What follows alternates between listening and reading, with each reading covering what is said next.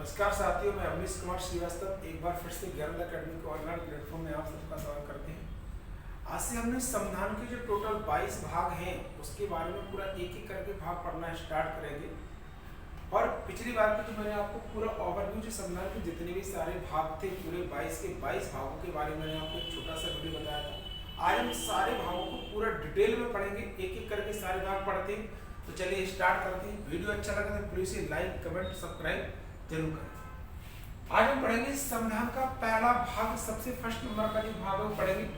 मैंने ऐसा आपको बताया था, हमसे पहला प्रश्न पे पूछता है कि संविधान का भाग 1 है, उसने पूछे आर्टिकल कहां से कहां तक वो दिया गया है। तो संविधान का भाग 1 आर्टिकल कहां से कहां तक दिया है? आर्टिकल 1 से लेकर 4 तक दिया गया है। कहां से कहां तक दिया गया है? आर्टिकल 1 से लेकर 4 तक दिया है। क्या है इस आर्टिकल 1 से लेकर 4 तक में या संविधान के भाग 1 में? तो क्या दिया है? भारत के राज्य एवं केंद्र शासित प्रदेश, या हमसे पूछता है संघ और केंद्र शासित प्रदेशों का उल्लेख यदि पूछता है संविधान के किस भाग के अंतर्गत दिया है, तो वो किस भाग के अंतर्गत दिया है? संविधान के भाग 1 में आर्टिकल 1 से लेकर 4 तक के दिया गया है। अब एक एक करके आर्टिकल पढ़ते हैं। सबसे पहले आर्टिकल फर्स्ट में क्या है? आर्टिकल फर्स्ट में क्या है? भारत अर्थात इंडिया क्या है? भारत अर्थात इंडिया क्या है? राज्यों का संघ है।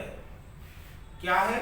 भारत अर्थात इंडिया यदि पूछता है क्या है? राज्यों का संघ है। यदि हमसे पूछे यहाँ पर भारत किसको प्रदर्शित करता है, तो यहाँ पर भारत के शब्द का जो अर्थ होता है वो किसको प्रदर्शित कर रहा है? देश के लिए।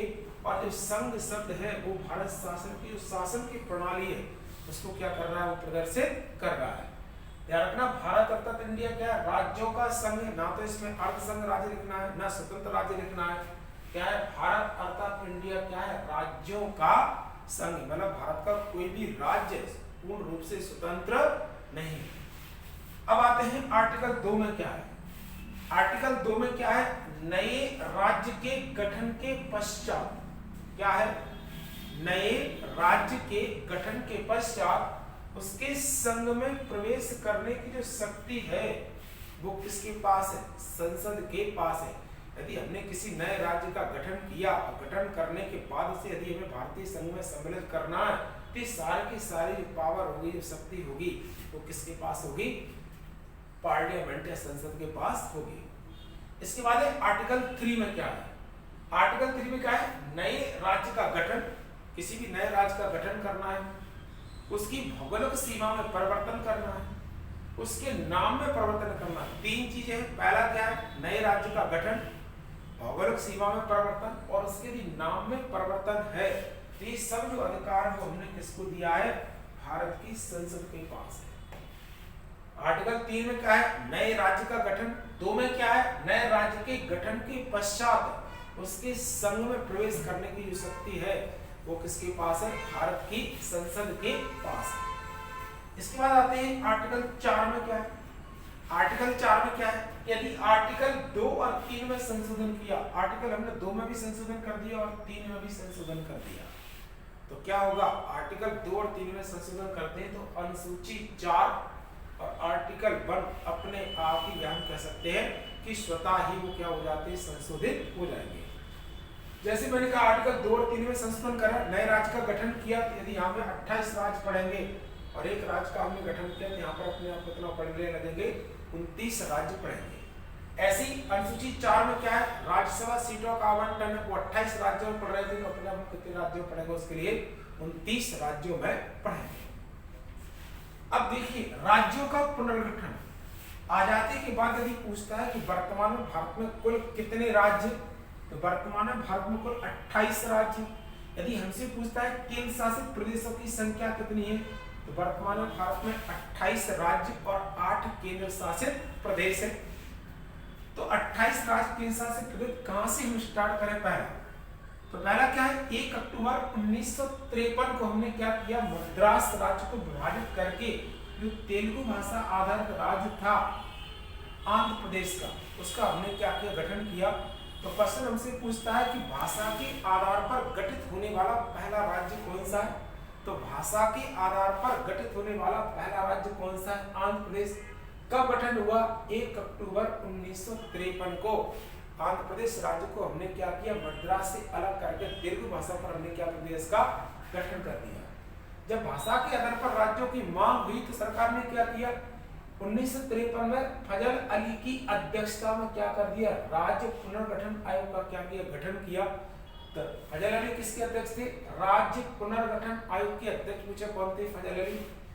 इसके अन्य 2 सदस्य पूछ सकता है कौन थे? तो एक तो थे के.एम. पणिक्कर और दूसरे कौन थे? पंडित हृदयनाथ कुंजरू। तो 3 लोगों को मिलाकर हमने क्या किया? राज्य पुनर्गठन आयोग क्या किया? गठन किया।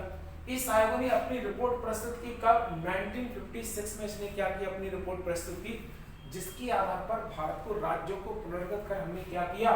14 राज्य और 6 केंद्र शासित प्रदेश में क्या कर दिया? इसे विभाजित कर दिया। 1961 में हमने क्या किया? गोवा और दमन द्वीप को पुर्तगालियों से क्या करा दिया? मुक्त करा दिया। 1960 में हमने क्या किया कि मुंबई और राज्य था, मुंबई राज्य को 2 भागों में बांट दिया। पहला महाराष्ट्र मराठी भाषाओं के लिए और गुजरात गुजराती भाषाओं के लिए हमने क्या किया? 2 राज्यों का क्या कर दिया? गठन कर दिया। ऐसे 1966 में हमने क्या किया? पंजाब राज्य को विभाजित किया और पंजाब पंजाबी भाषा के लिए, हरियाणा हरियाणी भाषा हिंदी भाषा के लिए 2 राज्यों का क्या कर दिया? गठन कर दिया। 1971 में हमने हिमाचल प्रदेश राज्य का गठन किया।